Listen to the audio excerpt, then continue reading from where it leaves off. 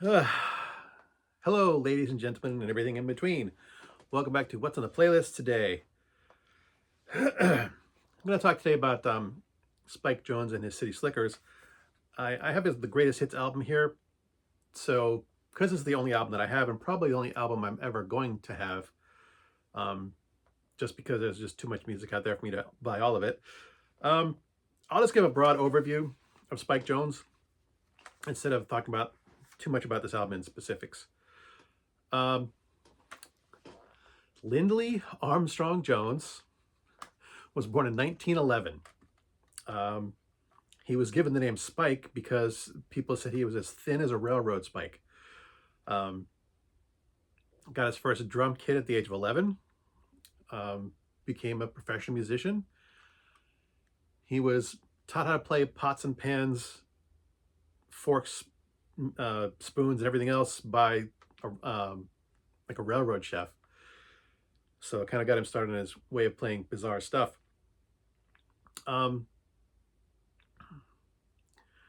Went on to perform in orchestral pits and as a backup session musician for other singers at radio station and recording studios and stuff.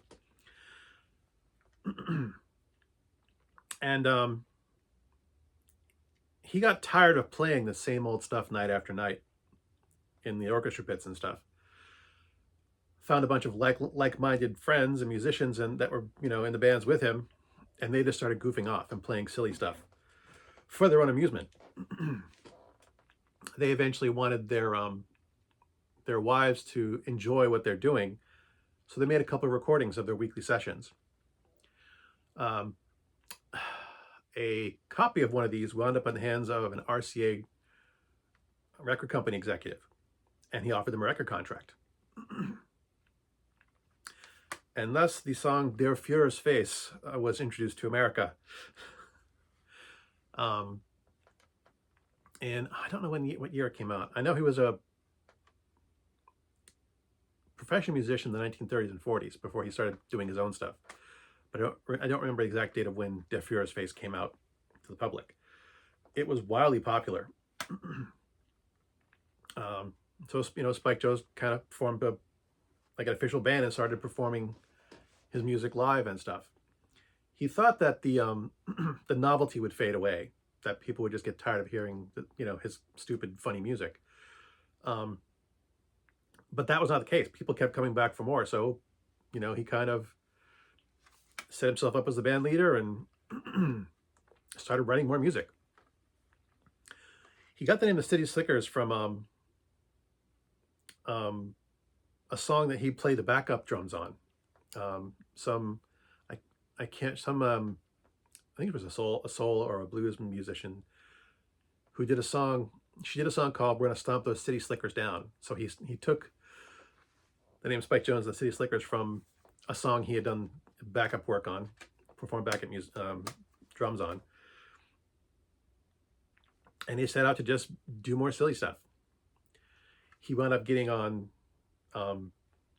radio programs, like being invited to perform on the Burns and Allen show and other shows. He also got invited to perform on television on as Spike Jones and the City Slickers. And he was the parody musician of his day. Most people these days know who Weird Al Yankovic is. Even if you don't like his music, you probably have heard of him. Spike Jones was the parody musician of his time.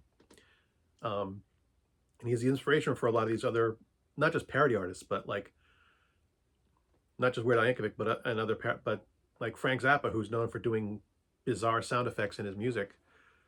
He had a lot of influence, whether he knew it or not, that lasted. His music was referenced in the TV show MASH a couple of times.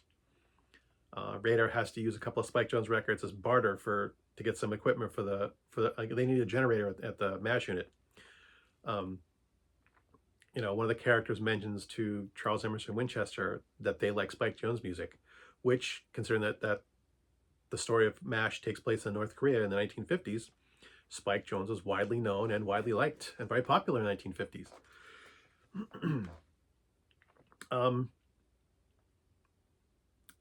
in spite of his success with his novelty music, he was disappointed that no one seemed to really appreciate um, how hard he and his musicians actually worked, and how how skilled they were as musicians.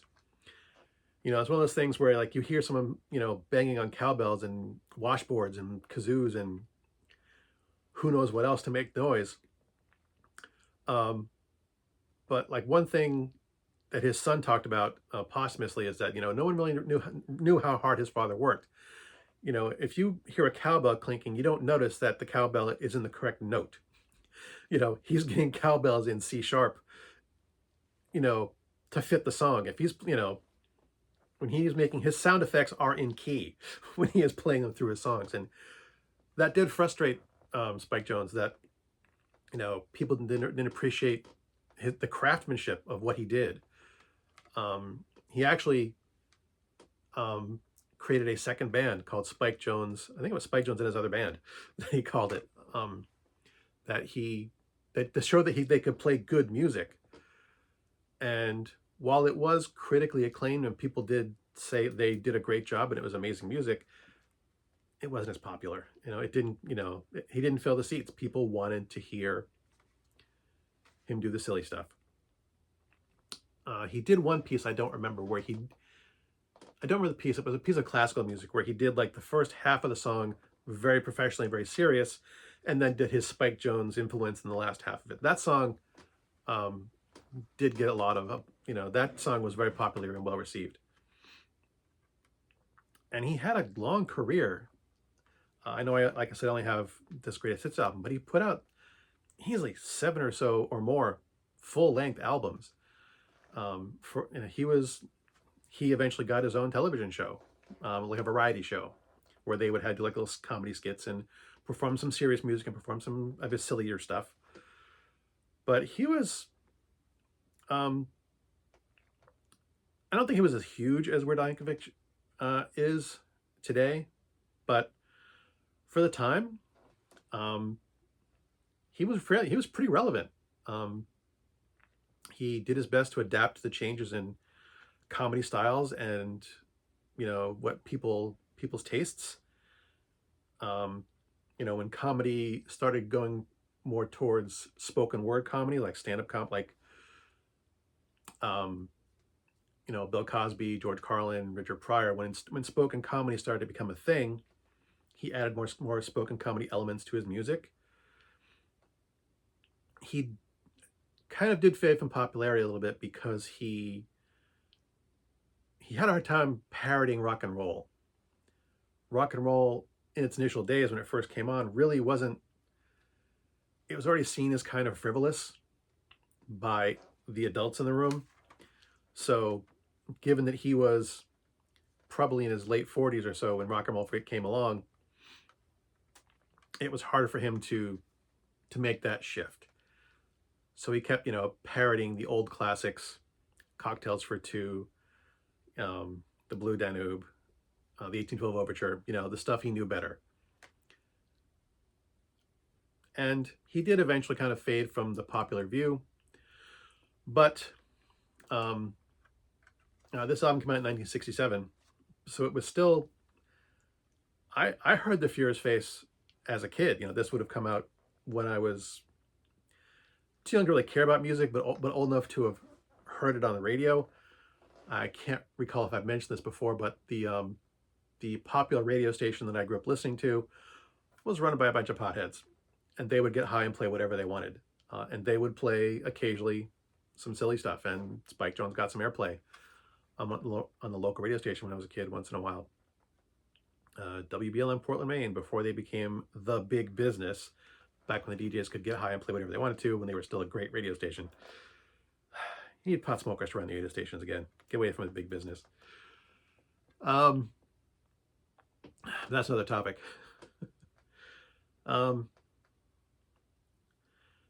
Spike Jonze did, unfortunately, pass away around the time this album came out. I don't remember his exact age when he died, but he was in his 50s. He was younger than I am right now. I do know that.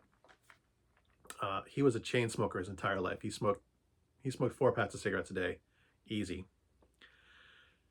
To the point where in his last couple of years, he actually had to have oxygen backstage and occasionally on stage during performances. Just, he smoked himself to death, which is kind of a shame because he was an exceptionally talented individual.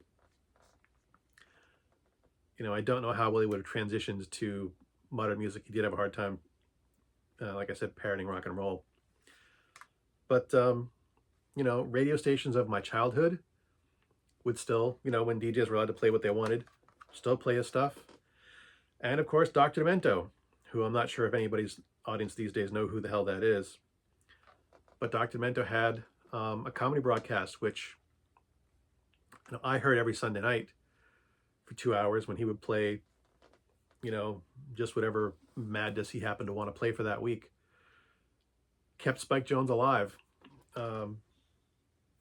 long after he had actually passed away. Kept his music alive and interest in his music. This album, his greatest hits, Cocktails for Two and William Tell Overture, which I mentioned, My Old Flame, Chloe, The Glowworm, None But the Lonely Heart, which is by Tchaikovsky. Laura was one that I think he wrote, but I'm not positive. Or at least one of his band wrote. The Man on the Flying Trapeze, You Always Hurt the One You Love, Dear Fuhrer's Face, Dance of the Hours, which is a classical piece. That's by Punchinelli. And the Hawaiian War Chant, which one of my personal favorites. It starts off very silly. Keeps going very silly, but one of the things that I appreciate about the song is that he actually, it sounds like he's speaking actual Hawaiian. I can't tell. I don't know Hawaiian, the language, at all. I love the language. I think it's beautiful. But it's one of those languages that I don't know very well. It does sound like he's speaking actual Hawaiian when he sings it. But if he is, it's interspersed with gibberish. I would love it if it was done entirely in the Hawaiian language. I think the Hawaiian language and culture doesn't get as much proper attention as it should. But again, that's a serious topic, which I should not be getting into here when talking about Spike Jones. I don't know if I would recommend this to anyone who's not my age. No, that's not true. I would always recommend this to anyone because it is very well crafted. If you like comedy music, if you like something like Weird Al Yankovic, you probably won't recognize many of these pieces if you're younger than I am. The ones, or at least not the ones that he's parodying. I recognize the originals, so I know what he's making fun of. So it might not hit you quite the same way.